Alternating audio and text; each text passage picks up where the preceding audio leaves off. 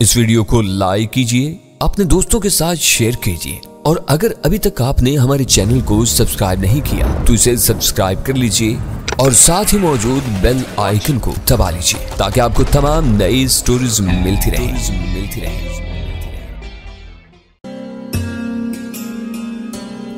मगर मेरी राय है कि इस तरह हम वक्त ज़ाया करेंगे। मैं सब्र सुकून से उसके खामोश होने का इंतजार करता रहा। उसने बात पूरी कर ली तो मैंने कद्र दुरुस्त लहजा में कहा, तुमने वादा किया था कि हमारी गुफ्तगू में ऐसी दखल अंदाजी नहीं करोगी। प्लीज अब तुम ड्राइंग रूम में चली जाओ ताकि हम किसी नतीजे पर पहुंच सके। सॉरी। वो फौरन खुशामद पर उतर आए। तुम्हें मालूम है कि बोलना मेरी सरिश्त में शामिल है। अव्वल खान को मेरी राय से भी वाकिफ होना चाहिए। मैं अब नहीं बोलूंगी, तुम्हारी बात अधूरी रहेगी। अव्वल खान ने मुझे याद दिलाया, मुसाद वाले कागज के बारे में तुम कुछ बताने वाले थे कि मैं दरमियान में बोल पड़ा। अपने नाम की तरह JS कोई खुफिया और महदूद सोसाइटी हो सकती है। फ्री मैसन्स के बारे में हम बहुत कुछ सुनते और पढ़ते रहे हैं। हो सकता है कि मोसाद का चीफ बराह रास्त JS की सरगर्मियों का निगरान हो।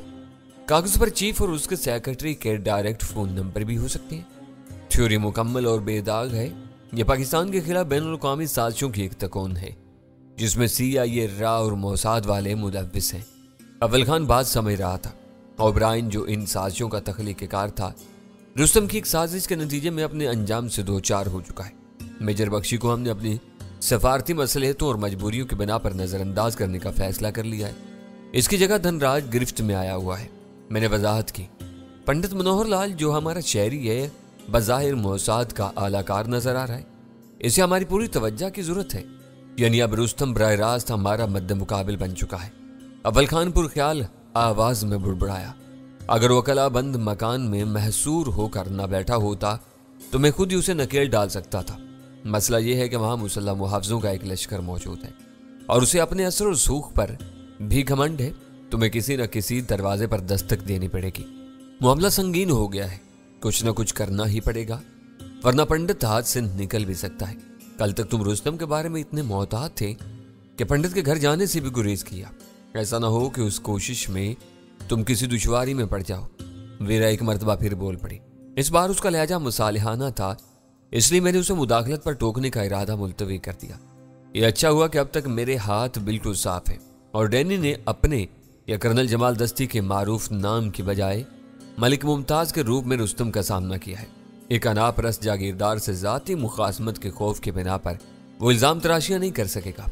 हो सकता है कि इसकी खामोशी की वजह से मैं किसी न किसी की हमायत हासिल करने में कामयाब हो जाऊं। यह काम जल्द अज जल्द हो जाना चाहिए। हो सकता है कि यह मामला पंडित मनोहर लाल तक महदूद ना हो, कुछ और लोग भी इसके लिए काम कर रहे हो। इसकी रुपोशी तवील होने की सूरत में वो ज़ेरे ज़मीन चले जाएंगे और हमारे लिए मुश्किलात पैदा हो जाएंगी। मैंने कहा, तो मुझे इन तीनों कागजों की नकलें दे दो, मैं भी इस मिशन पर निकलता हूँ।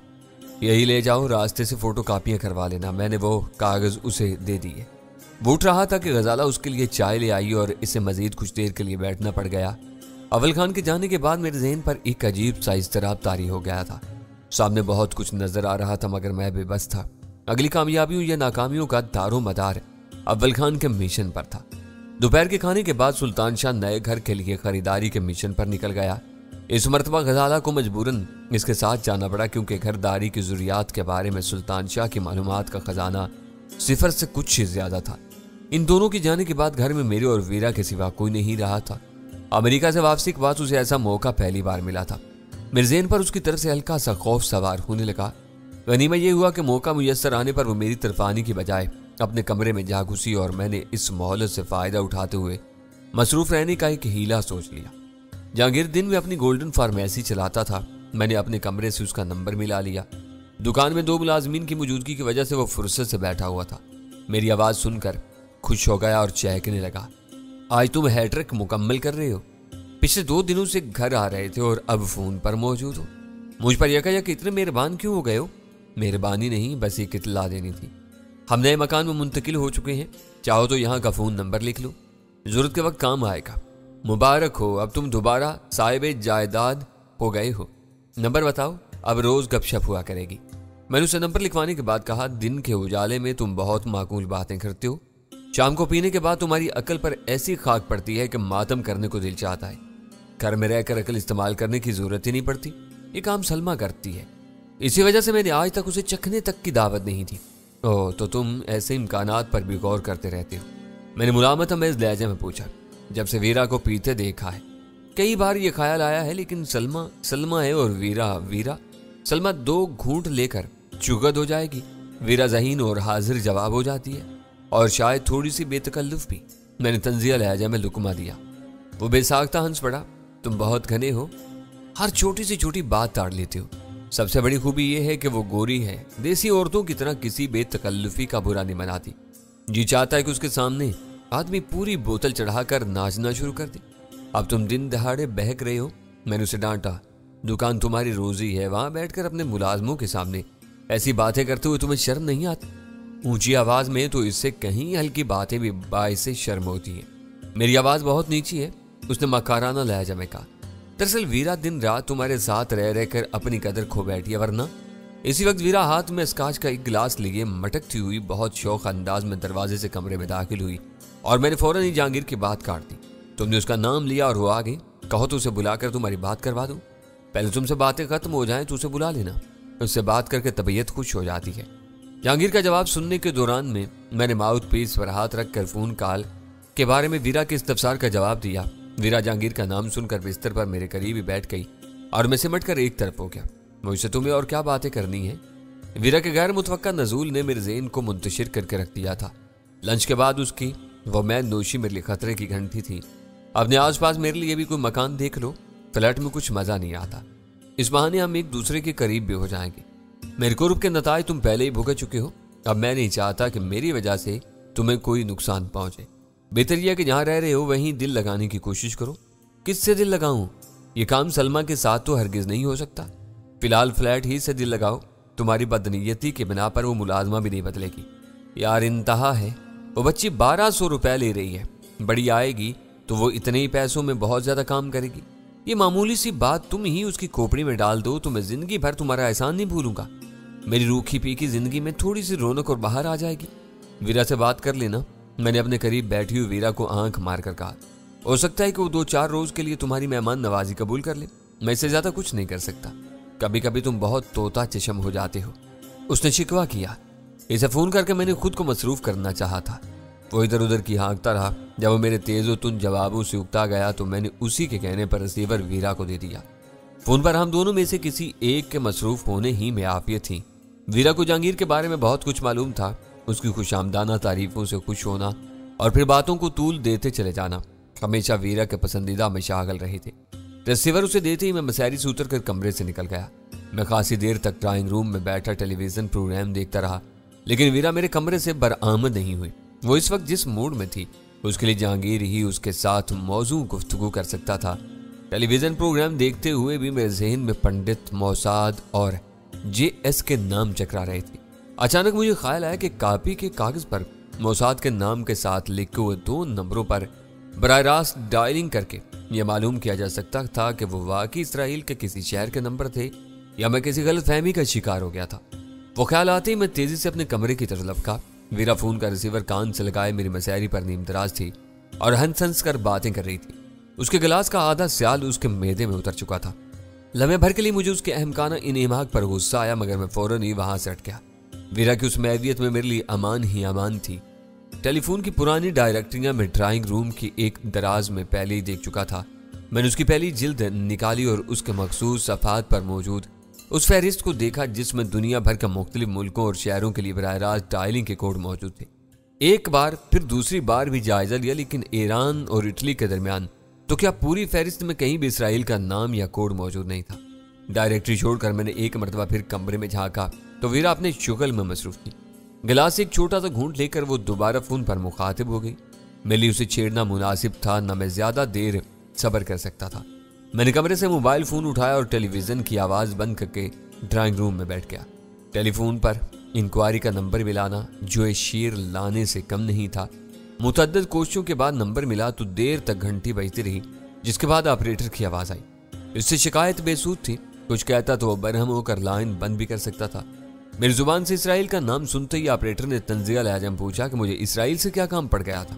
اسرائیلی ریاست سے کوئی کام نہیں ہے، بس ایک ذاتی معاملہ ہے، میں نے تحمل سے جواب دیا۔ दोबारा किसी से यह दरियाफ्त न करें वरना फोन ऑब्जर्वेशन में आ जाएगा। उस हमदर्दाना और कदर तंजिया पैराए में जवाब दिया। इसराइल दुश्मन मुल्कों में शुमार होता है, वहां के डायरेक्ट डायलिंग मुमकिन है न कॉल बुक की जाती है। इसी के साथ फोन बंद हो गया। वीरा ने गिलास खत्म होने की वजह से फोन बंद किया या बातें खत्म होने के बाद गिलास खाली किया, इस बारे में कोई अंदाजा नहीं हो सका। वो कमरे से बरामद हुई तो गिलास से खाली था। तुम्हारा दोस्त बहुत दिलचस्प आदमी है, उसने लॉबी में रुक कर मुझे सुनाया। काश वो तुम्हें भी औरतों से बात करने का खूबसूरत करीना सिखा सके। मेरे जवाब का इंतजार किए बगैर वो अपने कमरे में चली गई। मुझे मालूम था कि उसे पीने का जो नावक्त दौरा पड़ा है वो सरूर गहरा होने से पहले खत्म नहीं होगा। वो जरा सी देर में दोबारा नमदार हुई और मुझसे काफी फासले पर पड़े हुए सोफे पर बैठ गई। तुम्हें थोड़ी सी हैरत हो रही होगी कि आज मैं तुमसे दूर क्यों हूं। उसने नए गिलास से एक घूंट लेकर पूछा। थोड़ी नहीं, खासी हैरत है, मैंने पूरे खलूस से एतराफ किया। चाहे जहांगीर ने तुम्हें मेरे खिलाफ वर्गलाया है। औरतों के मामले में वो पक्का सुअर और खुद गर्ज है। वीरा की आंखें हैरत से फैल गई। तुमने कोई बात नहीं सुनी? सच बताओ कि तुम इतने सही अंदाजे कैसे लगा लेती हो? वो वाकई मुझे उकसा रहा था कि तुम मेरी जरा भी कदर नहीं करते। पहली बात तो ये कि मैं उसके रग रग से वाकिफ हूँ। दूसरा इशारा तुमने खुद फराम किया। इससे बात करने से पहले तुम बिस्तर पर मेरे इतने करीब आ बैठी थी कि मैं बौखला गया था। इसकी जहर फशानियां सुन लेने के बाद तुम मुझसे गजों दूर बैठी हो। वीरा सर झटक कर हंस पड़ी। तुम वाकई बहुत चालाक हो और शायद उड़ती चिड़िया के भी पर गिन लेते हो। उसने बहुत कुछ कहा है मगर मैंने उसकी किसी बात का कोई असर नहीं लिया। बस मेरे दिल में अपनी इज्जत का एहसास जाग उठा है। तुम दुनिया के अकलौते मर्द हो, न मैं कोई बदसूरत बुढ़िया। देखूंगी कि गजों का ये फासला तय करने में कौन और कब पहल करता है। मुझे यूं लगा जैसे मेरे वजूद का कोई हिस्सा अचानक खाली खाली हो गया हो। मुझे वीरा से कभी कोई लगाव नहीं रहा था। मैं उसे खुश अदा और खुश गुफ्तार दोस्त ही समझता रहा था, या शायद मैंने उसके बारे में कभी अपना दिल टटोलने की जरूरत महसूस नहीं की थी। उसने अचानक फासले का एहसास दिलाकर मुझे शदीद ज़हनी झटका दिया था। मैं दिल में जहांगीर पर ताव खा कर रह गया, जिसने बातों की रवानी में बहकर वीरा को मेरी तरफ से बदगुमान किया था। वीरा रोबोट नहीं थी, जज्बों और उमंगों में गुंदी हुई एक जवान औरत थी। वह बरसों से सब कुछ सहती और हालात में मगन रहती चली आ रही थी। उसने कभी खुद को मुझसे अलग करके नहीं सोचा था, मगर वक्त की बात थी कि जहांगीर के चंद गैर मोहतात अल्फाज ने उसके दिल के नाजुक आईने में बाल डाल दिया था। मैंने सिगरेट सुलगा ली। वीरा लबों को तर करके शोख और शिकायती नजरों से मेरी तरफ देख देख कर मुस्कुराती रही, मगर जुबान से कुछ नहीं बोली। पहले वो बहुत बोलती थी मगर मैं उसकी किसी बात पर ध्यान नहीं देता था, लेकिन मैं उस खामोशी में हजारों शिकवों, शिकायतों और दावतों की बुलंद आहंग सदाएं सुन रहा था। धीरे धीरे मेरे आसाब में चिंगारियां सी भरने लगी। मेरे लिए वहां बैठना दुश्वार हो रहा था। उठने में शिकस्त का एतराफ पनहा होता। इसी आलम में घंटी की आवाज ने मेरी मुश्किल आसान कर दी। मैं दरवाजे से निकलकर गेट पर पहुंचा तो अव्वल खान लौट आया था। मैं उसे साथ लेकर ड्राइंग रूम में पहुंचा तो वीरा अपने गिलास समेत गायब थी। शायद उसने बाहर से अव्वल खान की आवाज सुनकर कमरे में जाने का फैसला किया था। मोसाद वाले नंबर तल अबीब के ही हैं। अव्वल खान ने बैठते हुए ऐलान किया। ये कैसे पता चला? मैंने इस बारे में अपनी नाकाम कोशिशों का जिक्र किए बगैर सवाल किया। पाकिस्तान इसराइल को तस्लीम नहीं करता। इसी दोनों मुल्कों के दरमियान किसी किस्म का मवासलाती राब्ता नहीं है। लंदन में हमारे मिलिट्री अताशी ने इन नंबरों पर बात करने के बाद यह तस्दीक की है। सिर्फ इन नंबरों की वजह से बात आगे बढ़ी है। रात तक कोई ना कोई बड़ा फैसला सामने आ जाएगा। यह फैसला कौन करेगा? मैंने खुशी और हैरत के मिले जुले तासरात के साथ पूछा। ये सवाल ना पूछो तो बेहतर है। इंतजामिया के जरिए रुस्तम से पंडित मनोहर लाल के बारे में बात की गई थी। उसने पंडित के ठिकाने से मुकम्मल लाइल्मी जाहिर की है। अगर वो बसेरा ही में है तो अब वो उसे वहां से निकाल देगा। मैंने बेसाख्ता कहा। नामुमकिन। अव्वल खान का लहजा पुर यकीन था। बसेरा से निकलने के 4 रास्ते हैं और इस वक्त चारों की कड़ी निगरानी हो रही। आने जाने वालों से कोई तारुज नहीं किया जा रहा। पंडित को निकालने की कोशिश की गई तो वहां बड़ा तसादुम शुरू हो जाएगा। निकलने वालों से पूछताछ नहीं हो रही तो इसे छुपा कर ले जाया जा सकता है। परेशान होने की जरूरत नहीं। रुस्तम की बेखबरी में गलियों तक की नाकाबंदी की जा चुकी है। आरती चौकियों पर बसेरा से निकलने वाली हर गाड़ी की तलाशी ली जा रही है। मेरे वजूद में इत्मीनान की लहर दौड़ गई। अव्वल खान की कोशिशों से नताइज सामने आने शुरू हो गए थे। मैंने इसरारी अंदाज में नई सिगरेट सुलगाने के बाद पूछा, रात तक क्या फैसला होने की उम्मीद है? रुस्तम को पंडित के बारे में रात के 12 बजे तक मजीद देखभाल का वक्त दिया गया है। वो मुकम्मल तबाही से बचना चाहता है तो उसे जुबान खोलनी पड़ेगी, वरना बख्तरबंद गाड़ियां बसेरा के चारों फाटक तोड़कर अंदर दाखिल हो जाएंगी। पाकिस्तान की सरजमीन पर मौसाद के किसी कारिंदे को पनपने की मोहलत नहीं दी जाएगी। मेरा ज़हन इस मंजर की ताबनाकी के तस्वुर में डूब गया। اول خان میری ذہنی محویت سے بے خبر اپنی بھاگ دوڑ کی تفصیلات سنا رہا تھا۔ رستم سے پنڈت کے بارے میں کون پوچھ گچھ کر رہا ہے؟ اول خان کے خاموش ہونے پر میں نے پرخیال لہجے میں سوال کیا۔ اس سے کوئی پوچھ گچھ نہیں ہو رہی، اول خان نے 2 ٹوک لہجے میں کہا۔ کراچی کے ڈی آئی جی نے فون پر اس سے بات کی ہے۔ رستم نے کوڑا سا جواب دے دیا ہے کہ وہ پنڈت منوہر لال کے ٹھکانے سے بالکل عالم ہے۔ ڈی آئی جی نے اس پر واضح کر دیا ہے کہ وہ رات کے 12 بجے تک منوہر لال سے رابطہ کر کے انتظامیہ کو مطلع کرے، ورنہ شہر کی ہر اس عمارت کی تلاشی لی جائے گی یہاں پنڈت منوہر لال کے رپوش ہونے کا شبہ ہو سکتا ہے۔ اب صرف 12 بجنے کا انتظار کیا جا رہا ہے۔ یہ کھلی دھمکی اسے بہت گراں گزری ہوگی، میں نے ہنس کر کہا۔ اسے تلملا کر فوراً ہی آئی جی سے شکایت کی تھی اور یہ کہا کہ وہ کسی بھی وردی والے کو اپنی رہائش گاہ میں قدم رکھنے کی اجازت نہیں دے گا۔ آئی جی نے اسے مشورہ دیا کہ وہ اس کی نوبت نہ آنے دے۔ اگر پنڈت منوہر لال ڈیڈ لائن گزرنے سے پہلے خود کو انتظامیہ کے حوالے کر دے تو مزید کوئی کارروائی نہیں ہوگی۔ وقت گزر گیا تو قانون کے مطابق قدم اٹھایا جائے گا۔ رستم سے فون پر ہونے والی وہ گفتگو اتنی سیدھی اور آسان نہیں رہی ہوگی۔ اول خان مجھے اس گفتگو کے عام نکات ہی بتا سکتا تھا، باقی تلخیوں کا اندازہ میں نے خود لگا لیا تھا، مگر اس بندوبست میں پولیس کی شمولیت میرے ذہن میں شبہات پیدا کر رہی تھی۔ کیا یہ پورا آپریشن پولیس ہی کے ذریعے پایا تکمیل تک پہنچے گا؟ انتظامی سطح پر یہ کام پولیس ہی کی ذمہ داریوں میں شامل ہے۔ پولیس کی وجہ سے رستم کو معاملے کی اہمیت اور سنگینی کا صحیح اندازہ نہیں ہو سکے گا۔ یہ تمہاری غلط فہمی ہے، میں نے اس کی بات کاٹ کر کہا۔ اس وقت ساری اہمیت پنڈت کی، میری طرف سے دھمکیوں کے بعد پولیس کے عزائم اس کے سامنے آئے ہیں۔ اس گفتگو کے ذریعے اسے بتا دیا گیا ہے کہ 12 بجے کے بعد پولیس بسیرا پر دھاوا بول دے گی۔ ڈی آئی جی کے پیغام میں یہ مفہوم پنہاں تھا، مگر آئی جی نے بہت نرمی اور مصلحت سے کام لیتے ہوئے رستم کو تسلی دی ہے۔ قانونی مجبوریوں کا ذکر کرنے کے ساتھ اسے یہ بھی کہہ دیا ہے کہ جب پنڈت منوہر لال بسیرا میں نہیں ہے تو اسے فکر مند ہونے کی ضرورت نہیں ہے۔ اسے یہ بھی جاننا چاہا ہوگا کہ پنڈت کس جرم میں پولیس کو مطلوب ہے۔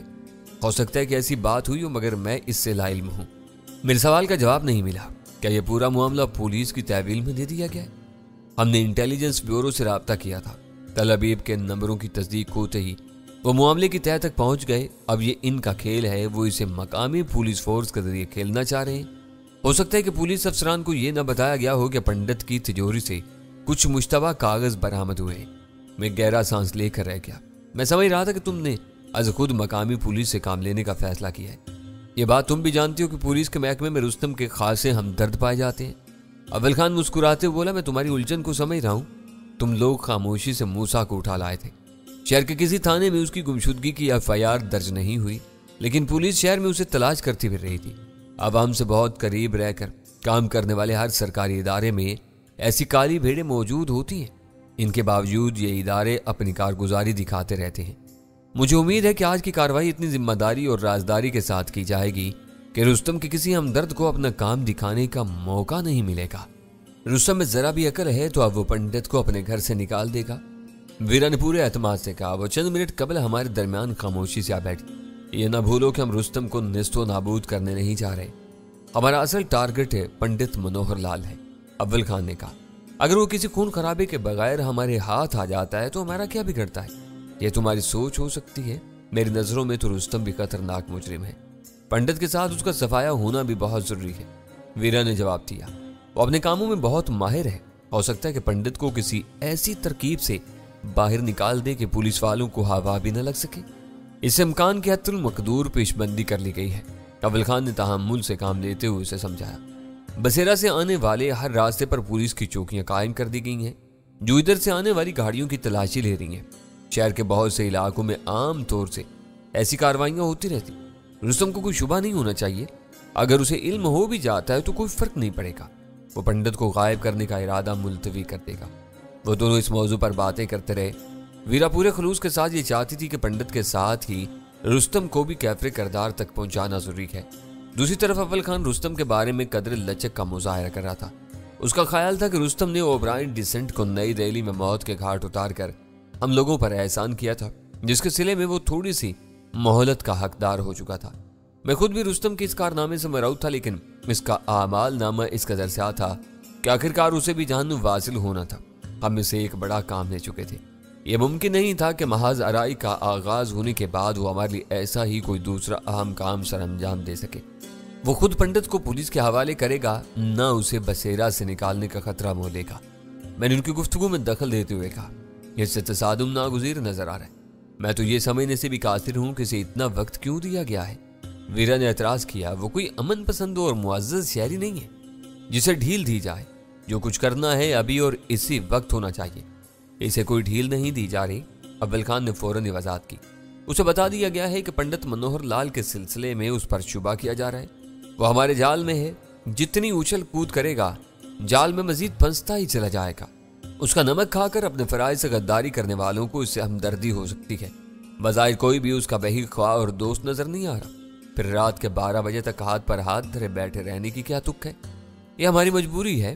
अव्वल खान ने इस बारे में पहली मर्तबा जुबान खोली। आईबी के बाद अफसरान रात को 10 बजे वाली फ्लाइट से कराची आ रहे हैं। वही इस ऑपरेशन की निगरानी करेंगे। फिर तो ये पुलिस ऑपरेशन ना हुआ। वीरा बेसाख्ता बोल पड़ी। मैं अभी तक ये बात हजम नहीं कर पाई थी कि इतने अहम मामले को महज शहरी पुलिस के जवाबदीद पर छोड़ दिया गया।